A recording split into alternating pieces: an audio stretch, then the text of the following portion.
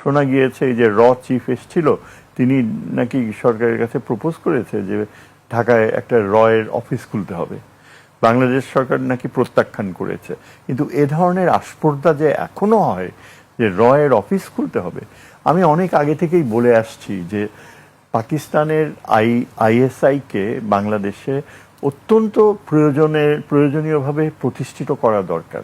এটা শুনে অনেকে আবার ভ্রু কুচকায় যে ৭১-এর শত্রু আইএসআই কেন। আমার কথা হচ্ছে যে আইএসআই হচ্ছে একমাত্র মহৌষধ ভারতের কে ডিল করার জন্য। তাদের মতো কে এত ভালো চেনে না আর কেউ।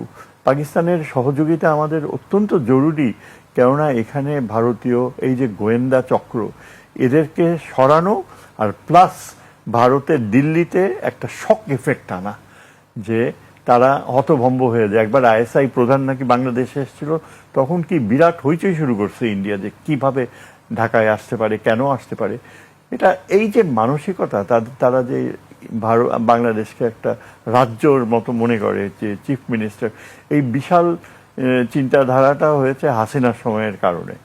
সো আমার প্রথম বিয়ে হচ্ছে যে পাকিস্তানের সাথে আমাদের একটা বিশেষ সম্পর্ক গড়ে তোলা হয়েছে সময়, আপনার ইউনূস সাহেবের সময়, এবং এটা কন্টিনিউ করছিল।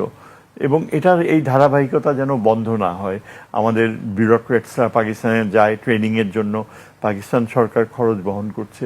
ইতিহাসের ব্যাখ্যা যেন ঠিক মতো হয়, আমাদের স্বার্থ আমরা দেখব।